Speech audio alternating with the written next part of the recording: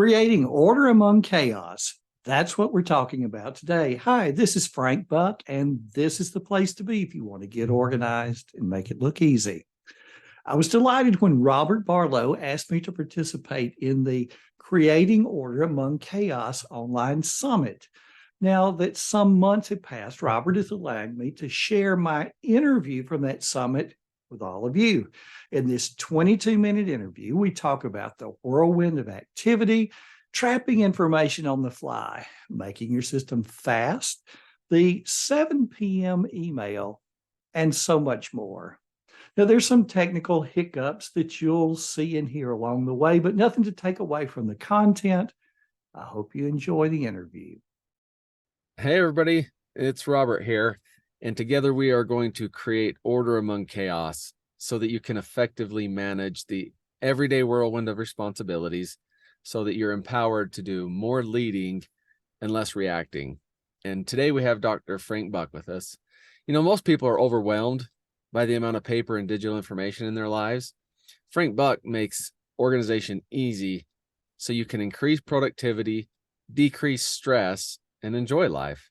You know, Frank was ranked #1 in the world by Global Guru's top 30 in the time management category for 2019, 2020, 2021, and 2022.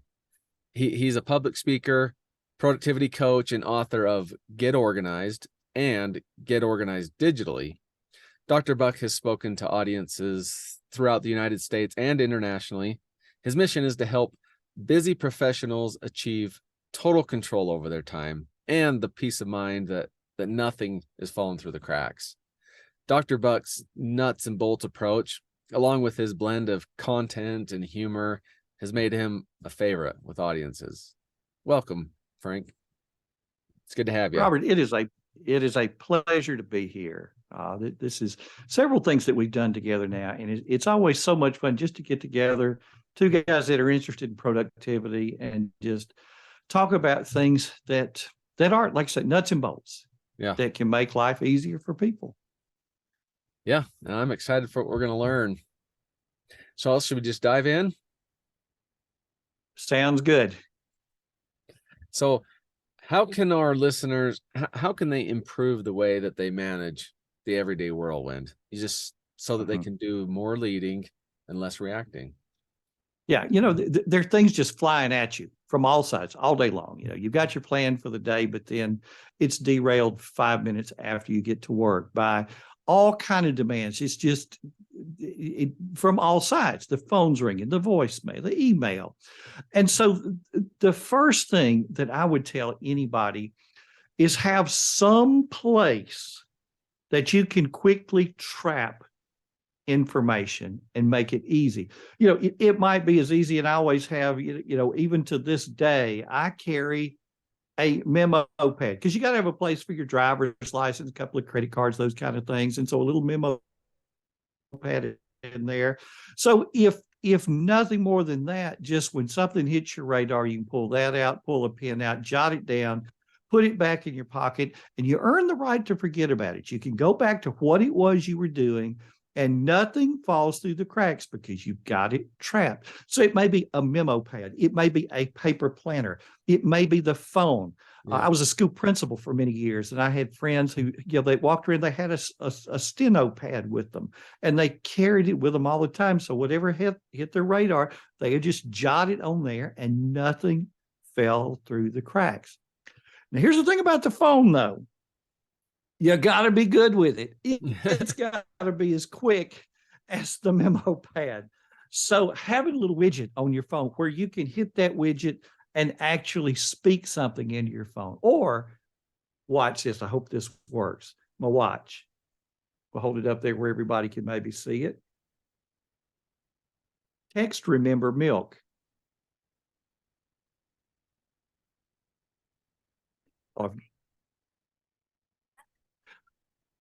Call Robert Barlow later and let's get together for dinner. Ready to send it? Yes. And so magic of if this then that, some little what's going to actually happen. What I just thought about doing, it actually just spoke to the watch. It's going to wind up on my remember the meal, my digital task list. I don't have to think about that task anymore. It's going to be right there for me. So we all need something like that where we can just throw it in the system, and then we look at our system wherever that task list is, and it's going to be there for us. That it's too easy not to do. Yeah. Yeah, I do that too. And just even this week, I found a quicker way to do that, where before it would take me sometimes 8 to 10 seconds to get a task into that list. And I'd got it to where now it takes like 3. And the faster it is, the more likely we're going to rely on it. Right. When it's got to be quick. It's got to be easy, because as soon as it's not, here's what happens. We start to think, oh, I can remember that. I can remember that. Or I'll jot that down. When I get back to my desk, I'll jot that down. Well, by the time you get back to your desk, there are 5 more things that have been thrown at you, and you forgot 3 of them. This seals the cracks. Yeah, I try and get in the habit of just throwing it in there immediately when it comes to my mind. Sometimes I'll wait like 1, 2, 3 minutes, and then I go to enter it in and say, what was that? Well, I almost forgot. Exactly. It happens to all of us. And here's what we think. I'm so stupid. How could I forget something like that is so simple? Oh, I am so forgetful. I am so stupid. No, we live in a world where stuff is coming to us so fast, and we need to have a system that is as fast as the things that that come at us. It's just, we got to have it. Yeah. And we're trapping things, say, on the memo pad. We're trapping things in our phone.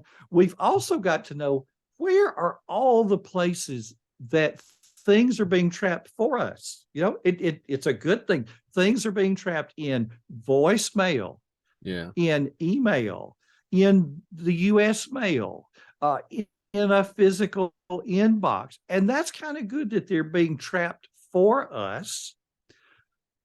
But we can relax as soon as we figured out, where are all those places? How do I know when I'm done? What places do I need to check? Is it Slack? Is it, what are they? So that I know I've gotten them all. And actually, every evening at 7 p.m., I get a little automated email, actually from myself, but it happens every day, that reminds me of all the places to check. Frank, check your Evernote inbox. Get it clear. Check your Remember the Milk inbox. Get your email inbox empty. Get voicemail empty. Get the little Evernote helper empty. Get the memo pad empty. Get your physical inbox empty. And we just go through the list, and it's easy. And I know I haven't missed anything. Yeah. That's powerful. So when you say empty, you got to empty it. So you obviously either got to do the task, or you've got to record it or organize it somewhere, right? Yes. Yeah. And so I tend to funnel everything into my digital task list. So say an email that I can't handle right now. A lot of emails are things to do, call so-and-so. Well, you can just pick up the phone, call them right then, be done with it. But what if you can't? Then that becomes a task. I don't want to leave that in my email, and tomorrow morning it's now on the second screen and all that kind of stuff. No, you read the email. What is the to-do? Forward it to the digital task list, because any digital task list that's worth its salt is going to give you this little special email address that you can just forward it to that email address, whatever the subject line is. So you just change the subject line to what the task needs to be, call Bob. And it's on your list, and whatever is in the body of the email becomes something in the note section of that task. I've been demonstrating this kind of stuff to people since 2001. And back then they were like, you can do that? Yeah, you can do that. But in 2023, so many people are still managing their to-dos in their email. They read the email, they realize there's a to-do, but they can't do it right then. So they just leave it in there. And then the next day it's on the second screen. They do happen to find it over there and go, let's see, what was I supposed to do about this? Oh yeah, I was supposed to call Bob. Oh, but he's out of town right now. I'll just leave it in here and I'll call him tomorrow. And they keep doing it over and over and over. It's crazy. It is crazy. It's like going and checking the mail in front of your house and reading the mail and then sticking the mail back in the mailbox because you know where it is. Yeah, I know where it is. It's out there in that mailbox. Yeah, right. We know that doesn't work, but people still keep doing that with their email. Yeah. Yeah, I know that. And they'll mark it unread or star it. And the thing that the thing that you didn't mention is how just having it in there and seeing it distracts you. It distracts you from what you should be working on, because sometimes it may be a stressful situation and you're reminded of it when you're looking through your emails, even though you're not going to address it at that moment. And then it just makes you less effective, less focused, you know. Absolutely. We need a system that's going to hang on to everything and let us concentrate on the one thing that's front and center and do a good job of that, so that we can then move on to the next thing and the next thing and the next thing. So does it matter the task management system that someone uses? Well, there's a lot of good stuff out there. There's a lot of good software. There are a lot of good approaches. To me, there needs to be three elements. And you'd find this in what I'm doing today with a phone and a computer, and they're syncing back and forth and tasks are bouncing off satellites and all that kind of thing. And what I was doing when I was a senior in high school with an index card in my pocket, with each index card representing a day. That first, you trap information. As soon as it hits your radar that it's something you're responsible for, bam, it goes into whatever tool that is. Second, that later in the day when the dust settles, you look at what you trapped and you organize it all. Exactly what do I need to do? When do I want to do it? What materials do I have? And then the third part becomes easy, actually doing the work. I can get up in the morning and here's the list. Here are my Fab Five at the top, the 5 most important things that I want to hit for today. Here are the things I want to see in the morning, in the afternoon, and the evening. And then, everything else is somewhere down the list. Put it on the list. It's going to stay on the list until it gets done. But I don't have to worry about being overwhelmed, because the only thing I'm looking at are the things with the date of today on them. I like that. So you got to trap the information, and then so it doesn't really matter the system, but as long as it works to trap the information, and then it has a space for you to organize that information. Organize it. Mm-hmm.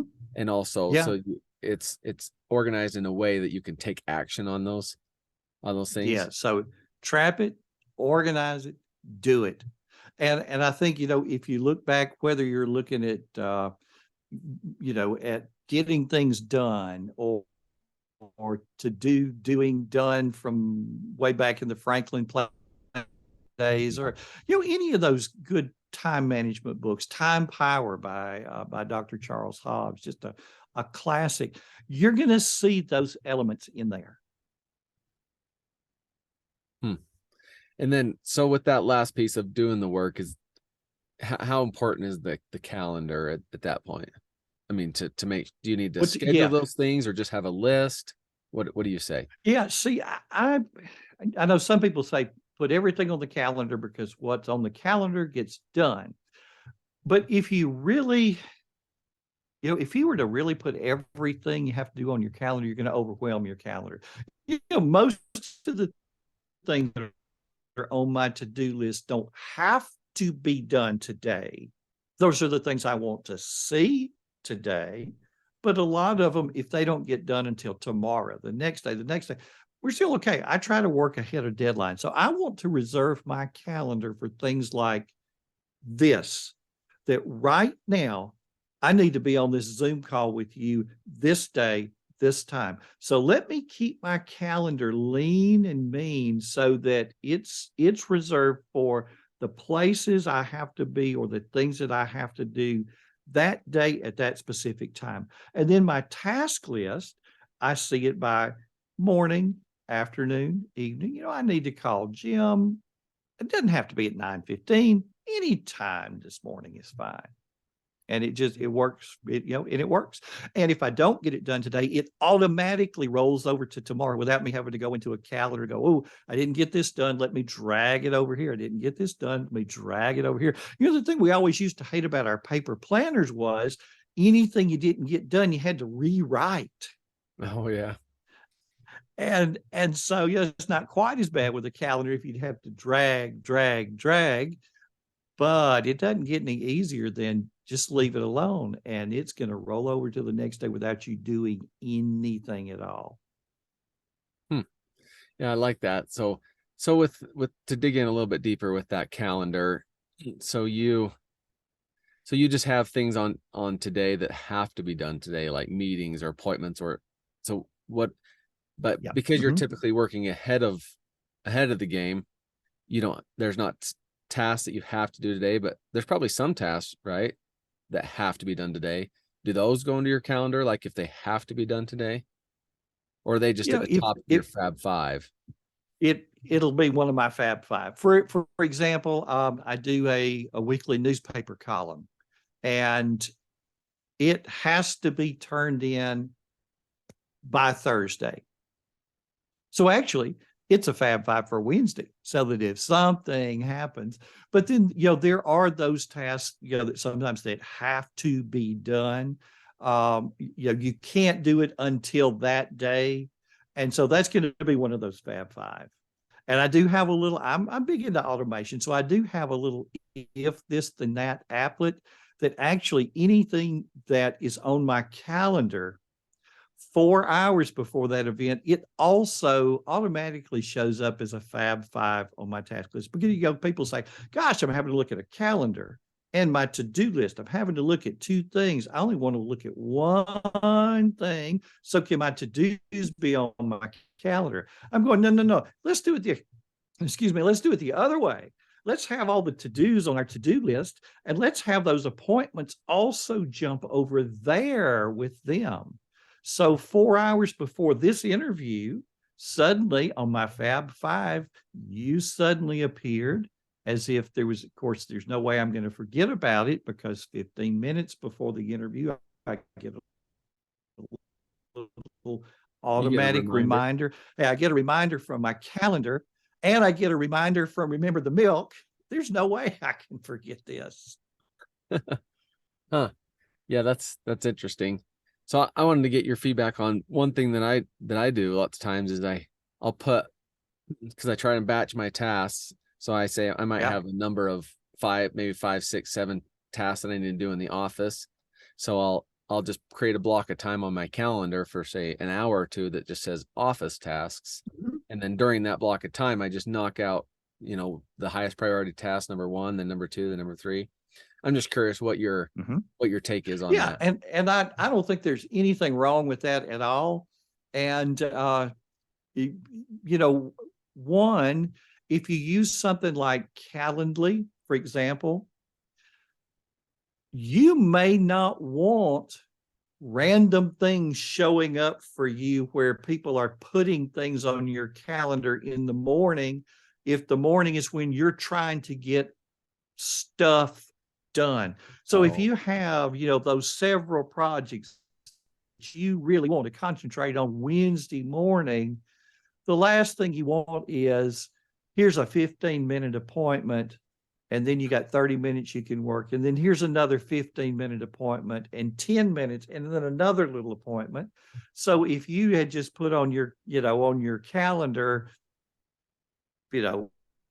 big project, XYZ project, whatever, blocked it out on your calendar, then nobody's going to be able to hijack your calendar and sneak something in there. And then it's going to be your task list that tells you exactly what it is that you're going to be doing. Yeah, very good. Because I do have Calendly, and I do have a lot of different appointments, 15-minute appointments, some 30, some hour. They kind of just get spread out throughout the day. So I got to make sure I put my blocks of time that are important. so that somebody doesn't schedule it there. Yeah. Yeah.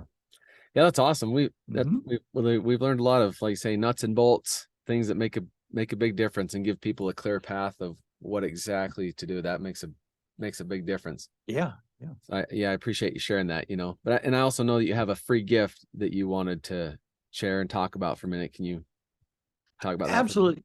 Yeah. And it's really two gifts. For those that are listening to us today, the one takeaway, go over to my website, frankbuck.org. So not .com, but .org. frankbuck.org is my website, and get on my email list. So two things are going to happen. Right off the bat, I'm going to send you what's basically the first chapter from my book, Get Organized, one of the books that I've written, that's going to show you how to get your desk clean. So it's going to be talking about the paper side of things. Several days later, you're going to get another email that is going to have a link in there that's going to let you download an ebook that I put together that walks you through how to set up Remember the Milk, all those little one-time settings, strategy for using it, and things like forwarding emails to Remember the Milk. And then every Tuesday, you'll get an email from me that's going to keep you abreast of things I'm doing, things like the summit that we're doing together right now, articles that I've had published here, there, yonder, things that I've read that I think other people will enjoy. So it's like once a week, here's this little nugget of organization that you get in your email inbox. And that's the keys to the kingdom. Just Awesome. frankbuck.org post he's written.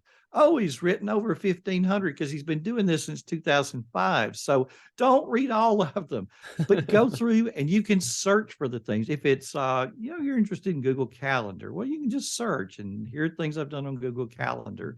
Or if, we just mentioned, we've talked about Calendly and you're thinking, well, what's Calendly all about? And how's he using it? Search for Calendly. You'll find all the posts on that. Evernote, Remember the Milk. You can search for it. There are all the posts that are related to that. So, a lot of stuff, and it's absolutely free. And the thing about it is none of it's hard. None of it is hard. Our world has changed so much over a generation. Things are so digital. I've 20 years ago, we'd be talking about how to use a paper planner and how to get organized, how to get all the paper going. And then email changed that for us. When you get 3 emails a day, you can print them out and put them in your tickler file. You can handle it with the rest of the paper. When you get 103 a day, you're going to have something different. Digital problems require digital solutions. And generally, I think our society has a hard time catching up with the digital change. We're just a little bit behind. And I've been the guy that's kind of been pushing the frontier and trying to figure some of this stuff out, put it in a form that people can understand, and then put it out there and let you take what is going to work for you. Leave the rest. Take what's going to work for you. Leave the rest. Make organization easy. Make this life a whole lot easier. Yeah. That's awesome. That's awesome. That's a lot of good value there. And there'll be a link. There's a link below the video to click on, and that will take you there. So you can do that. I hope everybody takes advantage of that. There's a lot of resources there, like I said, for you to use what will benefit you. Well, Frank, everything you've shared with us today has been great. We're definitely grateful to have you as part of the event. Thank you. It's a pleasure. Thanks, Robert. Yeah, you bet. And before we end the call, I always want to say, I want to thank the listeners and also just remind everyone again to look for that one idea, because lots of times it just takes one idea. If you actually implement it, it can completely change your life. So again, keep an eye out for the next email you see from me. And until next time, we'll see y'all later. So that was the interview. What was your favorite takeaway from those 22 minutes? Feel free to leave comments. If you like today's content, be sure to get on the email list so that you never miss a thing. Come over to frankbuck.org and click the link on the homepage. Thanks for stopping by. This has been Frank Buck helping you get organized and make it look easy.